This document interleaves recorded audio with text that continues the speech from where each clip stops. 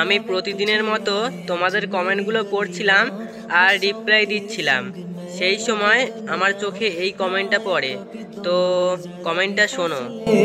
ভাই, আমার বিয়ে হয়েছে আজ 1 বছর হলো, কিন্তু সে অন্য একটা মেয়ের কারণে আমাকে ডিভোর্স দিয়ে দিয়েছে। আমার ডিভোর্স হয়েছে আজ 28 দিন। আমি একটা শায়রি লিখেছি, শায়রিটা প্লিজ ভিডিও বানাবে। আমি কি করে বুঝবো তার ভালোবাসা মিথ্যা ছিল?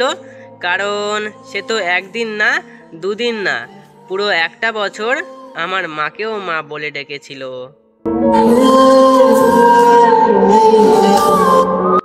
এই কমেন্টটা পড়ার পর আমি 10 মিনিট নিস্তব্ধ হয়েছিলাম আর ভাবছিলাম মানুষ কিভাবে এতটা নিষ্ঠুর, স্বার্থপর আর বেঈমান হতে পারে। আমি একটা ছেলে হয়ে বলছি, যেই কাজটা করেছে সে কোনো পুরুষ হতে পারে না, সে হলো কাপুরুষ।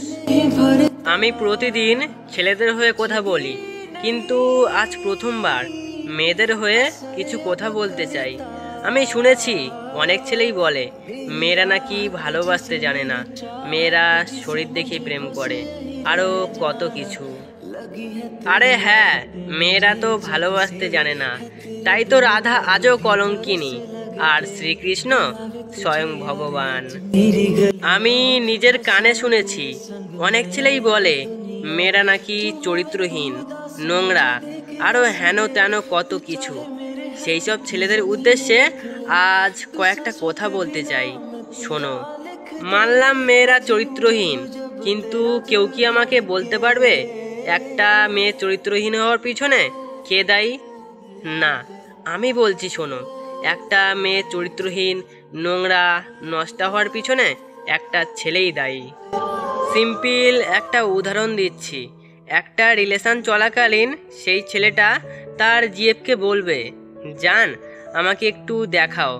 এবার সেই মেয়েটা যদি তার মুখের উপরে না বলে দেয়, তখন সেই ছেলেটা বলবে, তুমি আমাকে ভালোবাসো না, তুমি আমাকে বিশ্বাস করো না, আরও কত কিছু।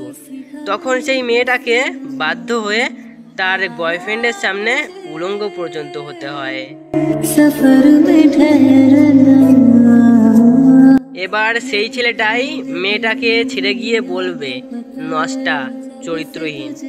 বাহ ভাই বাহ, ওই যে কথায় আছে না, যার জন্য করি চুরি সেই বলে চোর। তাই একটা কথা মেয়েদের বারবার ধরে বলছি, তোমরা ভালোবাসো কিন্তু শরীর বিলিয়ে নয়। কারণ যে তোমার শরীরটা আজ ভোগ করছে, দুদিন পর সেই তোমাকে চরিত্রহীন বলবে। আর দিদি ভাই, আমি বুঝতে পারছি না তোমাকে কি বলে আমি সান্ত্বনা দেব। তবে একটা কথা মাথায় রেখো, যে যেমন কর্ম করে সে তেমনই ফল পায়। ওই যে কথায় আছে না, মানুষ বেইমানি করতে পারে কিন্তু নিয়তি কখনো বেইমানি করে না।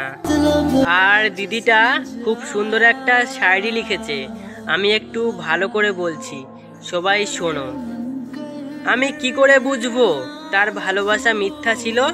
আরে আমি কি করে বুঝবো তার ভালোবাসা মিথ্যা ছিল? কারণ সে তো একদিন না, দুদিন না, পুরো একটা বছর আমার মাকেও মা বলে ডেকেছিল। কাছের মানুষ দোষী বলে